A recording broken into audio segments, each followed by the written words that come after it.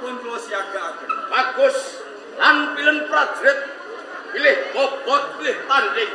Udo korotlong bergodo. Bareng-bareng tumuju ning medang Koripan. Laku ana sakburine Joko Waningpati. Rasa kuwi wiwit saka Selamat Tangkep tumuju medang Koripan. Aku njaluk titian sepake papan kene. Prajurit.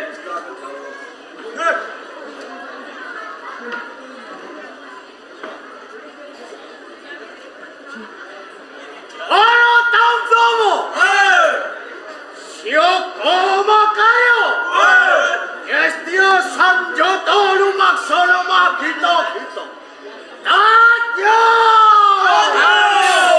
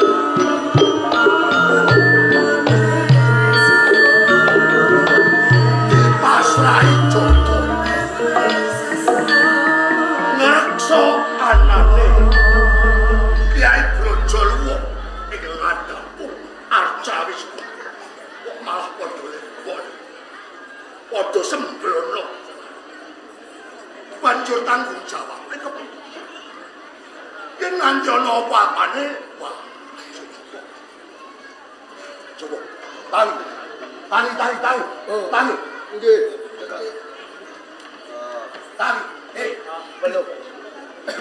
Gusti pamit.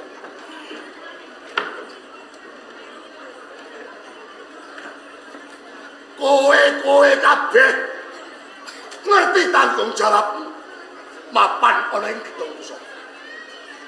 Nggih, ngertos. Apa kewajibanmu?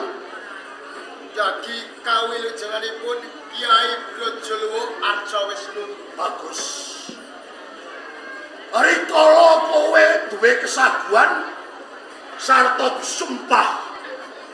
Piye ngene sumpah? Sumpah prasika kula menawi wonten ijalipun Kiai Brajalawa Arcawisnu jangga kula gantosipun. Bagus. Sik, cek. Kowe kabeh kinarya masuk sen. Iki dina Kiai Brajalawa Arcawisnu bakal tayub. Ana ngersane Sinuwun Prabu. Kula pundhutke Kiai Brajalawa Arcawisnu. Ngestokaken dawuh Gusti. Halo.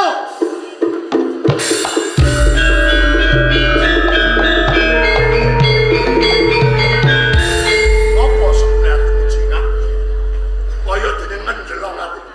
Matur sing genah ditata ambekan.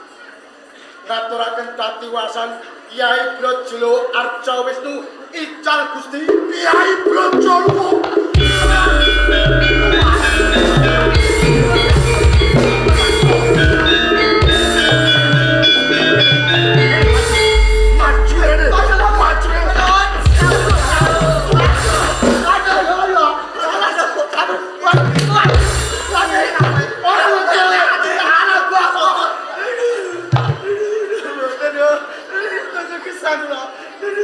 tak jumwake marang sumpah nganti Kiai Brajalawa ilang kulumu sing dadi pitukono. Ora mung kuwi, keluargamu anak bojomu uga dadi janglane perkara. Nggih. Sik ana pangapura mung kowe. Matur suwun Gusti. Yen Sinuwun Prabu Erlangga priksa kanan iki, mesti kowe pati tumpes kapistan kutilas. Mung wae aku nantu marang kowe kabeh. Para prajurit, nggih. Medang kuwi antuk piandal Brajalawa bisa kuncara. Mula tanggung jawab mumpung durung adoh playune maring sing nyolong Brajalawa. Enggal bapak prajurit gelar yen perlu aja bali tumuli ana ing medang kauripan kalamun to durung bebarengan Kiai Brajalawa. Ngestokaken dawuh. Budal.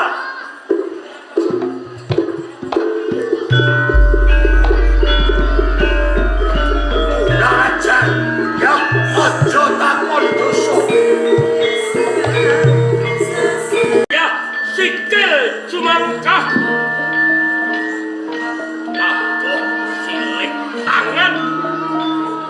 Wis ana sing tak percaya. Tolong Kiai Brajalawa Arcawisnu tetep bakal kelakon. Tetep bakal kelakon. Mila.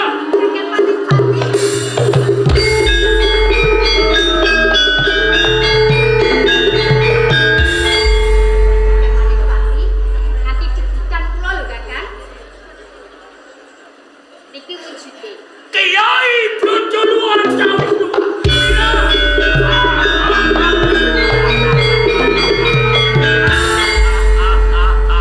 Ayu tenan, Mila. Ayu tenan. Bot-bote kula niku tresna kalih sampeyan lho, Kakang. Mun. Nggih. Mila. Ora sadingah menungso wani nyolong Kiai Brajalawa Arcawisnu. Parang dene kowe bocah wadon, toh nyawa toh pati kok rewangi nyolong Kiai Brajalawa Arcawisnu. Kang duduk tek dene sedaya marang aku. Ijane kang dene napa to, Kakang? Tiba kosok balen Mila. Kiai Brajalawa Arcawisnu lamun kelakon ning tanganku. Iki ana sesambungane lan uriping Mila uga uripe Joko waning pati.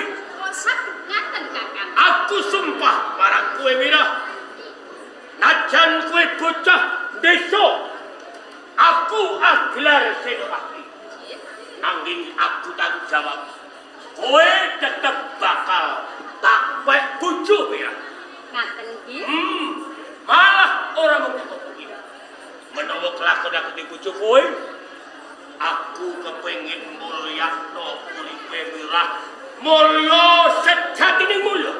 Waduh. Menawi kelampahan kadis ngaten sembahipun sanget lho Kakang Manipati. Ora mung cukup dadi garwaning Senopati. Nanging luwih saka kuwi. Mula nganti kowe tak perintah nyolong Kiai Brajala Arcawisnu. Marga aku darbe kegayuhan Mira. Aku kaget gayuh kepengen dadi ratu tanah Jawa Mira.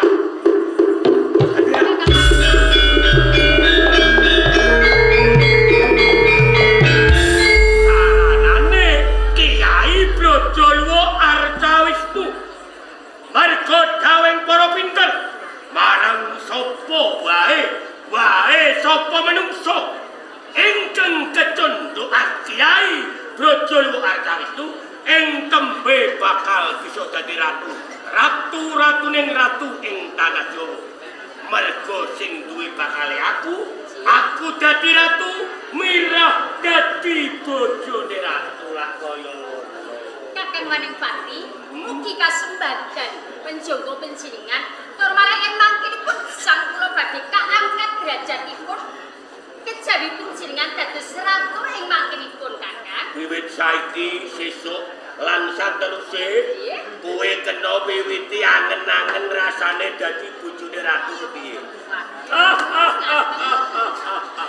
Nggih Kakang. Wae Pripun? sawetara Kiai Brajala Arcawisnu ndak titipake marang kowe tegese kanggo ngilangke lacak saka pangyaing prajurit ing medang kauripan Kiai Brajala Arcawisnu sawetara gawan bali ing desamu. Mengko dina aku bakal teko ing desamu mundhut Kiai Brajala Arcawisnu sisan gawe ngresmekno kowe dadi bojoku. Nggih menawi kadis ngaten sampun jumangka kula langsung teng desa nggih Kakang nggih. Hati-hati. Sampun Kakang. Hati-hati.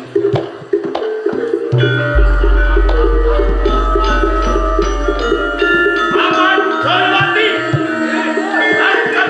Prajurit Jayawati.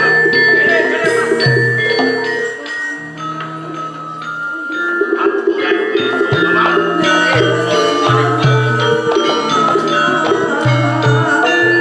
Kiai Brajala Arcawisnu sampun cal saking pelanggan keraton medang kauripan teges medang sampun ringkih saking menika kangge gawe kali meneh wonten panguyaing prajurit medang sambet ijalipun Kiai Brajala ndika papak teng mriki gebuk kanthi sarana kegiataning prajurit andung damel monggo sampe nyegat panguyaing prajurit saking medang Ojo Pak Ade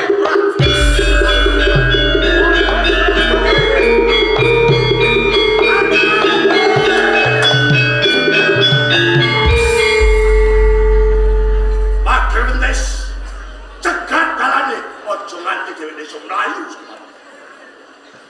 Yen ora luput saka panduluku Patih Jayawati. Jayapati silema tangkep. Aku ora pangklik. Patih wis kondang oleh medang karipan. Lalu tamat. Ya. Ora ulap. Gelagat pasemonmu nyolo wadi banget. Kowe ngirit padya kula prajurit. Yen ngono, saiki kebak rasa kono kita. Apa bener kowe sing nyolong Kiai Brajala Arcawisnu? Dadi Kiai Brajala Arcawisnu wis bobol saka pelanggan. Ya. Ilange Kiai Brajala Arcawisnu ana sambungane Kanjeng Dipati Jayawisesa. Yen cetha wis ilang saka pelanggan teges